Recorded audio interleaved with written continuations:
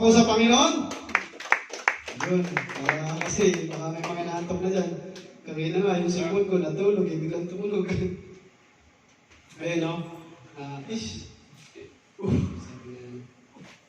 Salamat po sa Panginoon, no? At tayo ay, sabi nga ni Ate Claude kami, na binibigyan tayo ng talent ng Panginoon. Kailangan lang natin alamin kung ano yung gift na binigay sa atin ng ating Panginoon. Kung ano yung talent, no? Eh, natapat ko na yun din yung binigay sa akin ng Panginoon ngayon na about sa talent.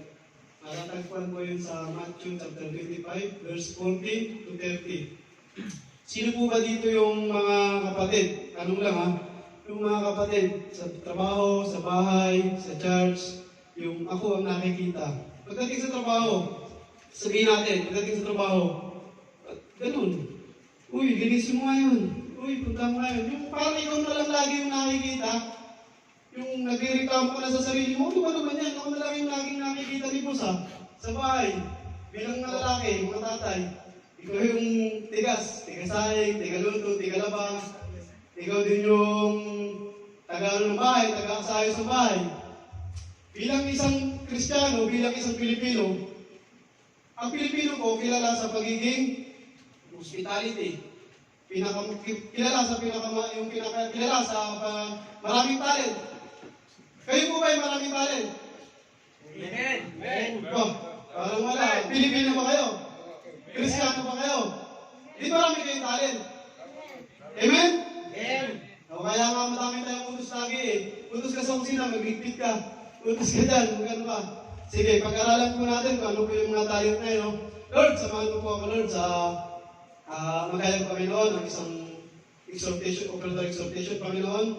Dalangin ko po, Panginoon, na ako'y patuloy mong gamitin, Panginoon. Ang talent na pinagkaloob mo sa akin, Panginoon, ay ito po ay palaguin mo, Panginoon. At dalangin ko rin po, Panginoon, na ito ay ma-share ko, Panginoon, kung ano yung pinagkaloob mong talent, Panginoon. Before that, Panginoon, cleanse me, O Lord. We ask for your forgiveness, Panginoon, that I can be able to speak your words, Panginoon. Tama po, Panginoon. In Jesus' mighty name we pray. Amen. Sa Matthew, no, kung matatagpuan po natin sa Matthew, ito po yung sa Matthew chapter 25, verse 14 to 30. Hindi ko lang po babasahin mo kasi mahaba, 14 to 30. Gusto ko lang po i-share sa yung pong Matthew chapter 14. I-share ko na lang po yung full summary of the story, no? Ito po ay about sa talento na pinagkaloob ng Panginoon.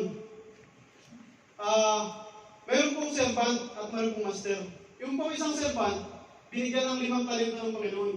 For example, si Junie, binigyan ng 5 talento ng Panginoon.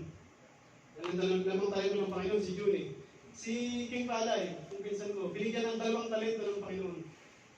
At si Bruniel, binigyan ng 1 talento ng Panginoon. Sabi ng Panginoon, sige, itong pinagkaloob ko sa inyong talento, 5 talento, 2 talento, 1 talento.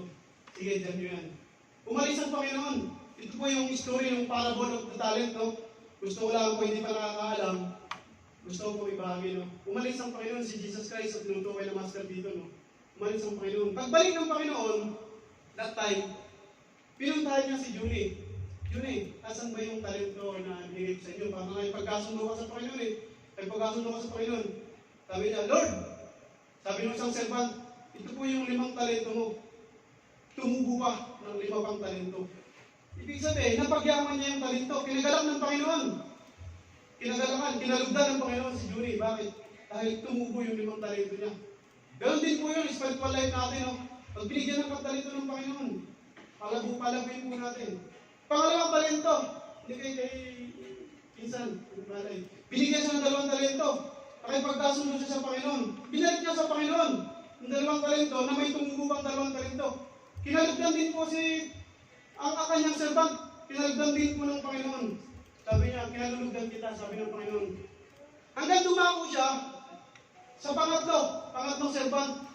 Sabi ng pangatlong servant, Lord, at sabi niya, Master, ito po yung aking talento. Sabi ng Master, natakot po ako, Lord. Itinago ko po ito. Binuhan ko po sa hukay. Kaya isinasauli ko na po sa inyo, Panginoon, itong isang talento. Walang nangyari. Kung ano yung binigay ni Lord, yun din yung binalik niya kay Lord, isang talento. Dahil natakot siya na baka siya ay kagalitan, baka mawala, natakot siya. Sabi ng Panginoon, tamad. Sinabi niya sa kanyang verse, tamad na servant. Yung talento ay kukunin ko, ibigay mo. Doon sa may 5 talento, na tumubo pa ng 5 talento. Sipin niyo, no? Ganun po ang sabi ng Panginoon, sinabi ang tamad. Kasi binigyan ka ng talent, kapatid, binigyan ka ng talent ng Panginoon. Huwag mong itago sa upuan. Huwag mong hayaan mo lang dyan sa upuan. Hanapin mo, sabi nga ni Pastor Claude, di ba? Binigyan ka ng gift ng Panginoon, binigyan ka ng talent ng Panginoon. Hanapin mo kung ano yung binigay ng talent ng Panginoon sa iyo. Hanapin mo kung ano yung pwede mong i-offer, pwede mong palagoy. Huwag niyo itago sa upuan, Panginoon. Ganyan din po ako, kapatid. Nung una, nandyan din ako sa upuan sa likod. Ganyan ako, natatakot akong pumunta dito sa harapan. Kinakabahan ako. Lord, anong gagawin ko? Panay ako kung tumina. Hanggang ngayon, kinakabahan pa rin po ako. Pero huwag mong hayaan, nakainin ka ng takot. I-offer mo. Sabi nga ni Pastor Brad, i-offer mo kung ano yung pwede mong i-offer sa Panginoon.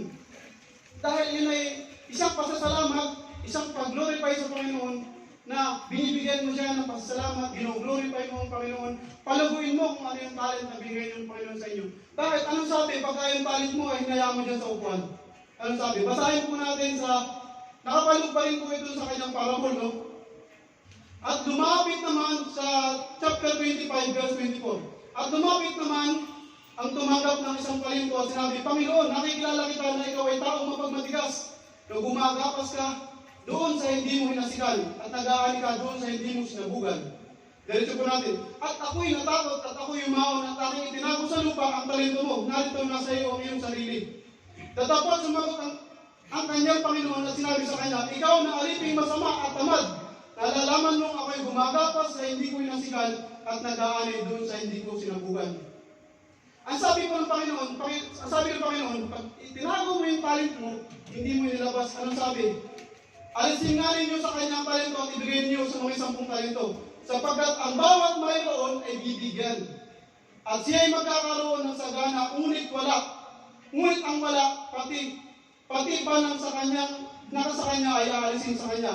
At ang aliping walang kabuluhan ay inyong itapon sa kadiliman sa labas dyan na nga ang pagtangis at panggagalit ng mga ngipin.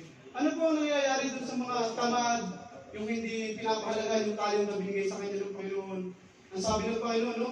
Sa chapter 25, verse 31, ang aliping walang kabuluhan na inyong itapon sa kadiliman sa labas dyan na nga ang pagtatangis. Kapatid, sabi nga, ang pag-offer po ay hindi about financial. Ang pag-offer po ay kung ano yung pwede nating i-offer sa Panginoon na makapaglilingkod tayo sa Panginoon. Financial, Panginoon, pag financial, nandiyan na yan kasi kailangan natin supplyan yung ating mga pangailangan din sa church. Nandun yan, kaya natin i-share yan. How about yung pag-thank you natin kay Lord? Thank you Lord, binigyan mo akong biyaya. Thank you Lord, nakaranas na naman ako ng sahod. Thank you Lord, binigyan mo na naman ako ng panibagong buhay. This is enough to thank the Lord? No. Sabi nga ay, kapatid, kung ano yung talent mo, hanapin mo, sabi ni Ate Claude, di Pastor Claude, hanapin mo yung talent mo, pagyabungin mo. Dahil pag pinagyabong mo yung talent mo, hindi mo inipit yan sa upuan, hindi mo itinago sa upuan, hindi mo inilagay sa lahat ng upuan, yung talent mo, pinalabo mo. Minsan, tumatayo ka na dito, kinalulugan ka ng Panginoon. Ganun po ang Panginoon. Kailangan po natin na i-offer po kung ano yung dapat natin i-offer sa Panginoon. Ang lahat ng biyaya natin, ang lahat ng natatamo natin, financial, spiritual, physical, i-offer po natin sa Panginoon, kapatid. Kaya, i-offer po natin kung ano meron tayo ngayon. Financial, biyaya, blessing, i-offer po natin sa Panginoon.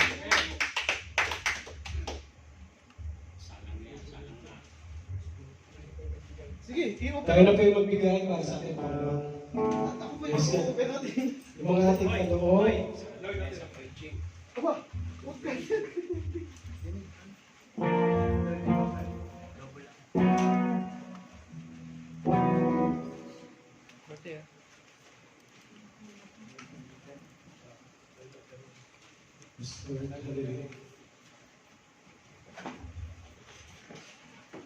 Praise God.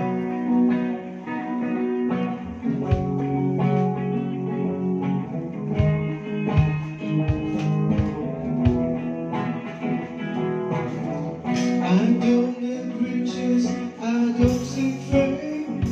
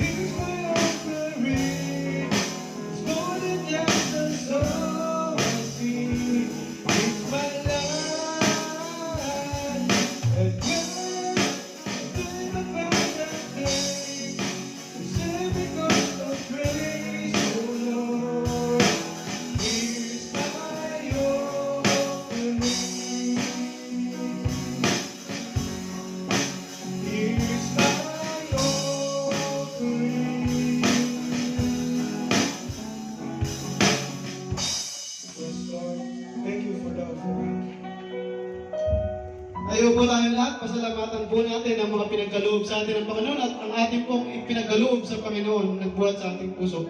Lord, salamat po sa mga oras na ito, Panginoon, at patuloy mo po kami, Panginoon, binibigyan ng kalakasan. Sabi nga po, Panginoon, sa Philippians chapter 3, verse 14, Panginoon, I can do all things through Jesus Christ, Panginoon, who strengthens me. Panginoon, salamat sa Panginoon na kami patuloy mo binibigyan ng kalakasan. Patuloy mo, Panginoon, kami binibigyan ng talino. Patuloy mo, Panginoon, binibigyan ng biyaya. Biyaya, Panginoon, na nagbuhat sa aming trabaho na ipinuprovide mo, Panginoon, ang aming pangangailangan, pagsuporta sa pamilya, sa aming mga pagkain, physically, Panginoon. Ganon din po, Panginoon, ang mga regalo mo sa amin, gift, talent, Panginoon, kung ano. Dalangin ko, Panginoon, na ito ay matuklasan namin, Panginoon. At tumayo kami, Panginoon, sumalita, Panginoon, sa harapan ng pulpitong ito, Panginoon. At magpatotoo kami, Panginoon, kung ano yung regalo na spiritual, Panginoon, na pwede namin i-offer, Panginoon, sa inyo, Panginoon. Salamat po, Lord, sa mga oras na ito, Panginoon. Nawa, Panginoon, dalangin ko na pagpalain mo ang mga kumpanya namin, pagpangalain mo, Panginoon, ang mga talento namin na magagamit namin, Panginoon. Salamat tayo sa salita, Panginoon. At dito po ang aming samot dalangin. In Jesus' mighty name we pray. Amen.